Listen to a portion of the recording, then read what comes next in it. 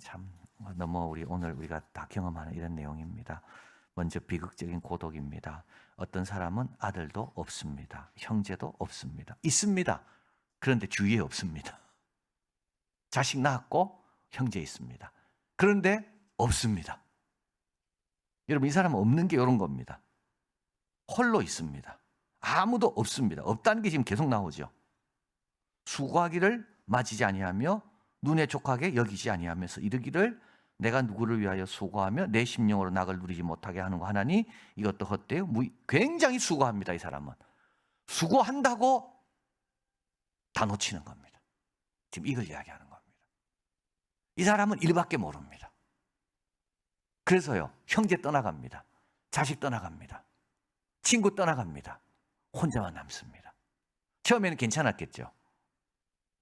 그런데 이 수고에서 얻은 것이 만족이 되냐 하면 그렇지 않습니다. 눈에 좋게 여기지 않습니다. 그래서 계속 수고합니다. 피곤한데도 수고합니다. 회사 최고 경영자입니다.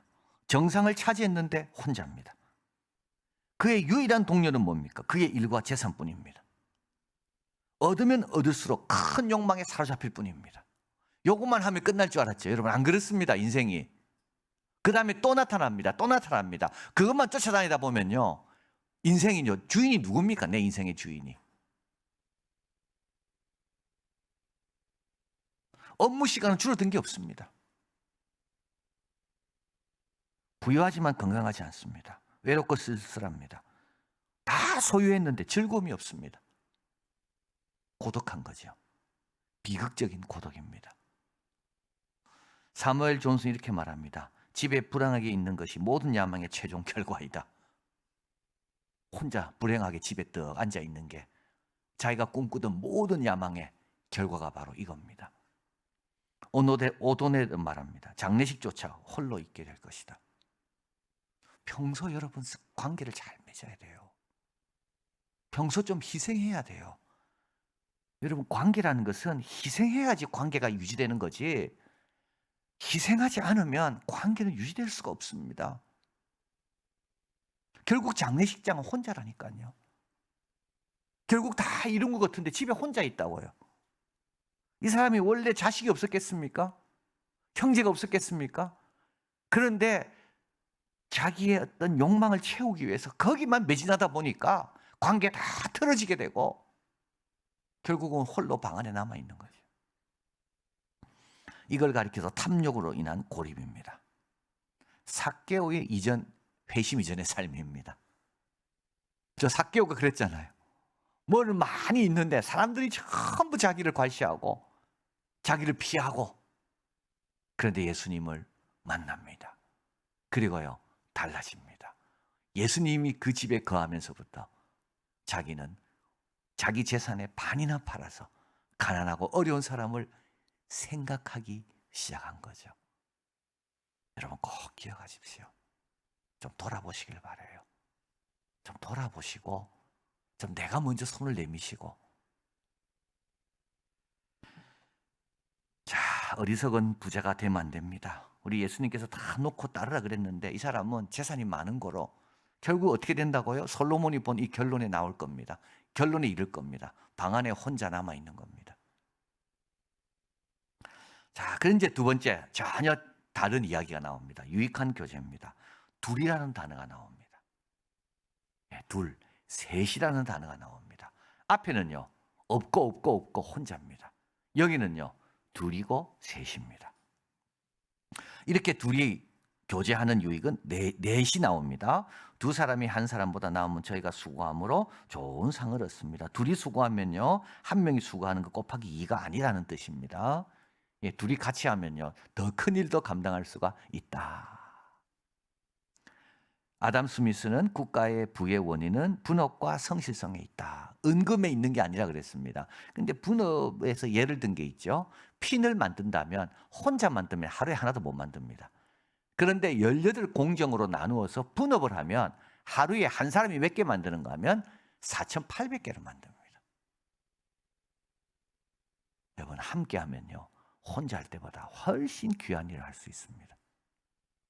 우리 교회가 성도들이 함께 하면요, 내 혼자 못하던 일도 우리가 함께 하니까 신앙 교육도 시키고 선교도 하고 구제도 하고 찬양도 혼자면 이렇게 하겠습니까?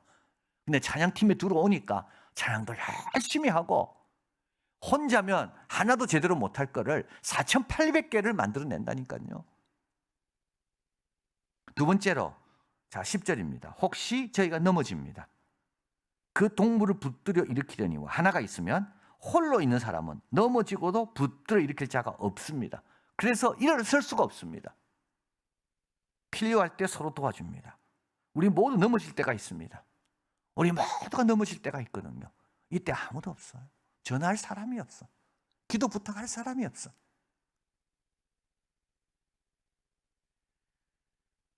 그런데 같이 있으면, 넘어지면 기도 부탁합니다. 그분이 기도하면 어떻게 된다고요? 주님이 들어주십니다.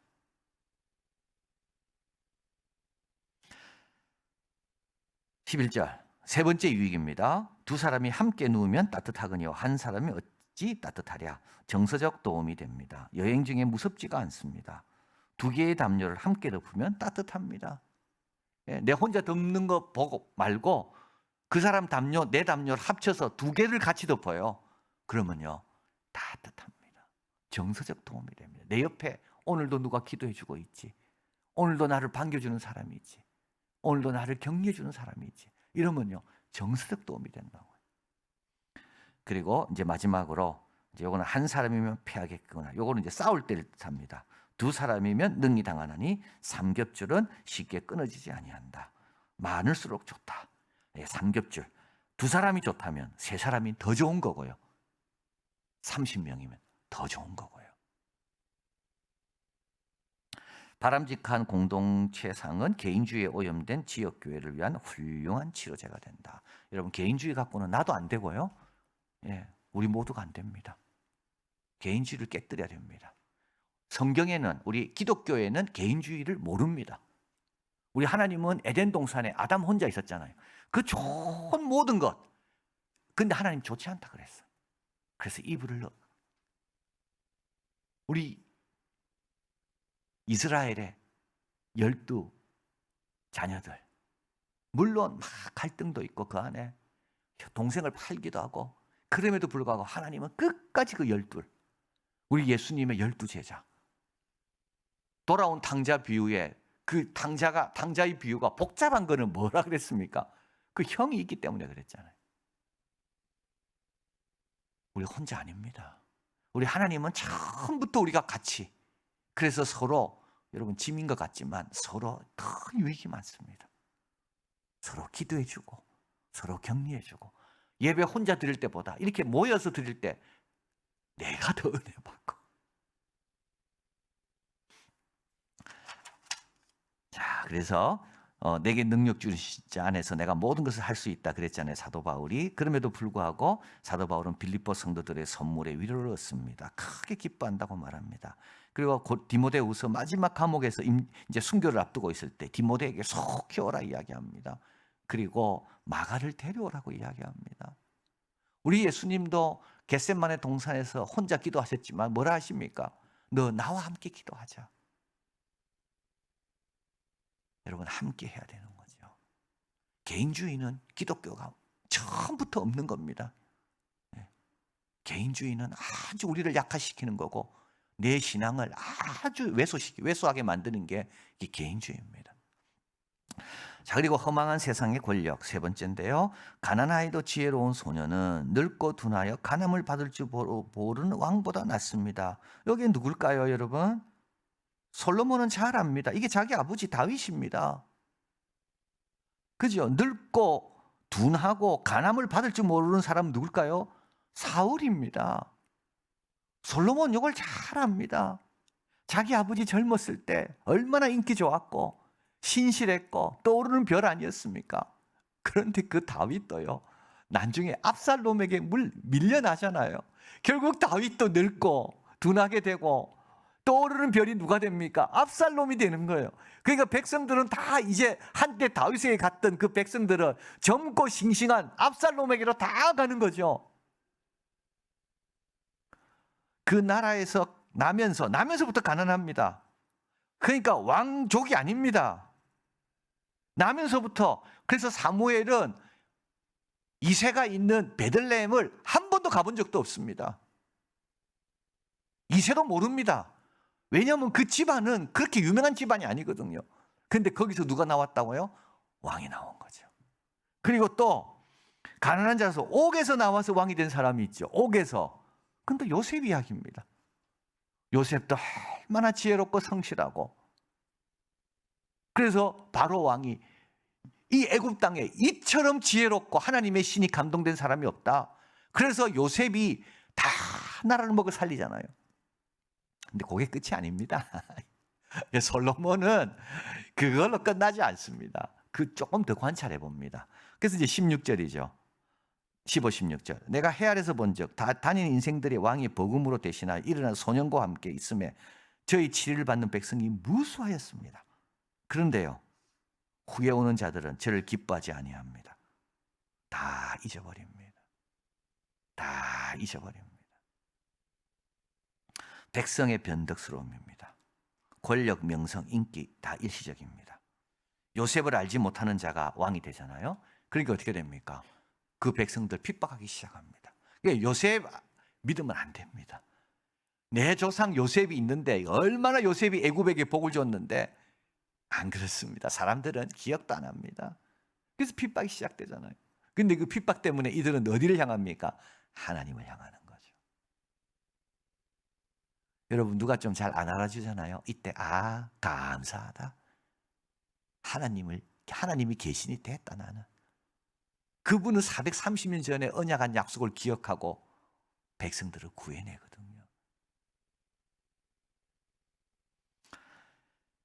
자, 미가서 6장 8절입니다. 사람아, 주께서 선한 것이 무엇임을 내게 보이셨나니 여호와께서 내게 구하는 것은 공의를 행하고 인자를 사랑하고 겸손히 내 하나님과 함께하는 것이다. 자꾸 욕심 채우려고 하나 끝나면 또 저것 쫓고 저 끝나면 저것 쫓고, 여러분 이제 스탑, 그만하시길 바라요. 내 마음을 그리스도로 주로 삼아 거룩하게 하시고요. 주님, 내가 여기 있습니다. 주님밖에 복이 없습니다. 오늘도 주님의 뜻이 뭡니까? 주님의 기쁨이 뭡니까? 여러분, 거기서부터 시작돼야 됩니다. 사람아, 주께서 선한 것이 무엇임을 우리에게 보이셨습니다. 공의를 행하고, 나는 열심히 돈 벌고 있으면서 다른 사람의 행할 걸 막 소홀히 하고 다른 사람의 어떤 아픔과 필요에 대해서는 무시하고, 이거는 공의를 행하는 게 아니죠. 공의를 행하고 인자를 사랑하고 하나님의 신실하신 우리 하나님을 사랑하고, 그리고 겸손히 하나님과 동행하는 것. 모든 것의 출발은 우리 하나님과 오늘도 동행합니다. 여기서부터 비롯돼야 됩니다. 자, 그리고 디모데전서 6장 17, 19절. 내가 이 세대의 부한 자들을 명하여 마음을 높이지 말고 정함이 없는 재물에 소망을 두지 말고 오직 우리에게 모든 것을 후히 주사 누리게 하시는 하나님께 두며 선한 일을 행하고 선한 사업에 부하고 나눠주기를 좋아하고 동정하는 자가 되라. 이것이 장래 자기를 위하여 좋은 터를 쌓아 참된 생명을 취하는 것이니라. 여러분, 시간 지나면 지날수록 외로워지는 사람이 되면 안 됩니다. 시간 지나면 지날수록 참된 생명과 좋은 터가 준비되어 있기 때문에 갈수록 풍성한 사람이 되어야 됩니다. 이걸 꼭 기억하시고요. 이제 나도 좀 더 열심히 모이리라. 좀 구역 모일 때 좀 모이시고요. 성도들에 대해서 서로 좀 관심도 가지시고, 그리고 친구들, 옛날 친구들 좀 연락해서 가을 비전 축제 좀 오라고 이야기도 하시고,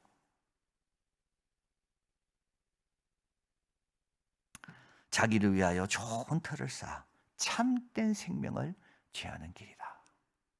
없고가 아니라 형제도 있고 자녀들도 있고 친구들도 있고 우리 하나님은 늘 계시고, 이런 복된 삶을 사시기를 바랍니다.